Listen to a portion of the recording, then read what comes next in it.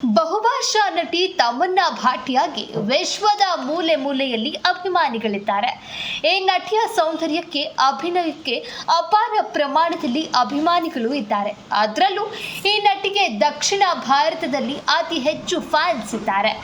ದಕ್ಷಿಣ ಭಾರತದಲ್ಲಿ ಇದ್ದಾಗ ಟ್ರೆಡಿಷನಲ್ ಲುಕ್ನಲ್ಲಿ ಹೆಚ್ಚಾಗಿ ಕಾಣಿಸಿಕೊಳ್ತಿದ್ದ ತಮನ್ನಾ ಬಾಲಿವುಡ್ಗೆ ಹೋದ ಬಳಿಕ ಅವರ ಧಾಟಿ ಬದಲಾಗಿದೆ. ತಮನ್ನಾ ಸೌಂದರ್ಯಕ್ಕೆ ಮರಳಾಗಿರುವ ಅಭಿಮಾನಿಗಳು ಪ್ರೀತಿಯಿಂದ ಮಿಲ್ಕಿ ಬ್ಯೂಟಿ ಅನ್ನೋ ಪಟ್ಟ ಕೊಟ್ಟಿದ್ದಾರೆ.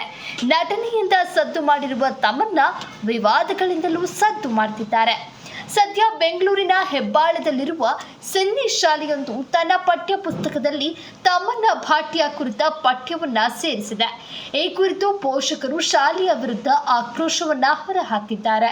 ದೇಶದಲ್ಲಿರುವ ಸಿಂಧಿ ಸಮುದಾಯದ ಬಗ್ಗೆ ತಿಳಿಸುವ ಸಲುವಾಗಿ ಹೆಬ್ಬಾಳದ ಸಿಂಧಿ ಶಾಲೆ ತಮನ್ನಾ ಭಾಟಿಯಾ ಬಗ್ಗೆ ಪಠ್ಯವನ್ನ ಅಳವಡಿಸಿದೆ ಎನ್ನಲಾಗಿದೆ. ಕಳೆದ 2 ದಿನಗಳಿಂದ ಇದೇ ವಿಷಯದ ಬಗ್ಗೆ ಚರ್ಚೆ ಗ್ರಾಸವಾಗಿದ್ದು, ಸದ್ಯ ಈ ವಿಷಯವೀಗ ವಿವಾದಕ್ಕೆ ಎಡೆ ಮಾಡಿಕೊಟ್ಟಿದೆ. ಈ ಶಾಲೆಯಲ್ಲಿ ಓದ್ತಾ ಇರುವ ಮಕ್ಕಳ ಪೋಷಕರು ಶಾಲೆಯ ವಿರುದ್ಧ ಆಕ್ರೋಶ ಹೊರಹಾಕಿದ್ದು, ಮಕ್ಕಳ ರಕ್ಷಣಾ ಆಯೋಗದ ಮೊರೆ ಹೋಗಿದ್ದಾರೆ. ಹೆಬ್ಬಾಳದ ಸಿಂಧಿ ಶಾಲೆ ತನ್ನ 7ನೇ ತರಗತಿಯ ಪಠ್ಯ ಪುಸ್ತಕದ ಒಂದು ಅಧ್ಯಾಯದಲ್ಲಿ ನಟಿ ತಮನ್ನಾ ಭಾಟಿಯಾ ಕುರಿತು ಉಲ್ಲೇಖ ಮಾಡಿದೆ. ಅಸಲಿಗೆ ದೇಶದ ವಿಭಜನೆಯ ಬಳಿಕ ಸಿಂಧಿ ಸಮುದಾಯದ ಸ್ಥಿತಿಗತಿಗಳು, ಅವರ ವಲಸೆಗೆ ಸಂಬಂಧಿಸಿದಂತೆ ವಿವರಿಸಲಾಗಿದೆ. 1947ರಿಂದ 1962ರವರೆಗಿನ ಈ ಸಿಂಧಿ ಸಮುದಾಯದ ಪರಿಸ್ಥಿತಿಯನ್ನ ಇಲ್ಲಿ ವಿವರಿಸಲಾಗಿತ್ತು. ಈ ವೇಳೆ ಈ ಸಮುದಾಯದಿಂದ ಜನಪ್ರಿಯರಾದವರನ್ನ ಉಲ್ಲೇಖ ಮಾಡಲಾಗಿತ್ತು. ಇದರಲ್ಲಿ ಕೇವಲ ತಮನ್ನಾ ಭಾಟಿಯಾ ಅಷ್ಟೇ ಅಲ್ಲ, ನಟ ರಣವೀರ್ ಸಿಂಗ್ ಸೇರಿದಂತೆ ಸಿಂಧಿ ಸಮುದಾಯದ ಪ್ರಮುಖ ವ್ಯಕ್ತಿಗಳ ಕುರಿತು ಮಾಹಿತಿಯನ್ನ ನೀಡಲಾಗಿತ್ತು. ಆದರೆ ಪೋಷಕರಿಗೆ ಮಿಲ್ಕಿ ಬ್ಯೂಟಿ ತಮನ್ನಾ ಹೆಸರು ಹಿಡಿಸಲಿಲ್ಲ. ಹೀಗಾಗಿ ಆಕ್ಷೇಪ ವ್ಯಕ್ತಪಡಿಸಿದ್ದು ಶಾಲೆಯ ವಿರುದ್ಧ ದೂರು ದಾಖಲಿಸಿದ್ದಾರೆ. ಅಸಲಿಗೆ ಪಠ್ಯ ಪುಸ್ತಕದಲ್ಲಿ ತಮನ್ನಾ ಭಾಟಿಯಾ ವಿರುದ್ಧ ಆಕ್ರೋಶ ವ್ಯಕ್ತಪಡಿಸುತ್ತಾ ಇರುವುದಕ್ಕೆ ಹಲವು ಕಾರಣಗಳಿವೆ.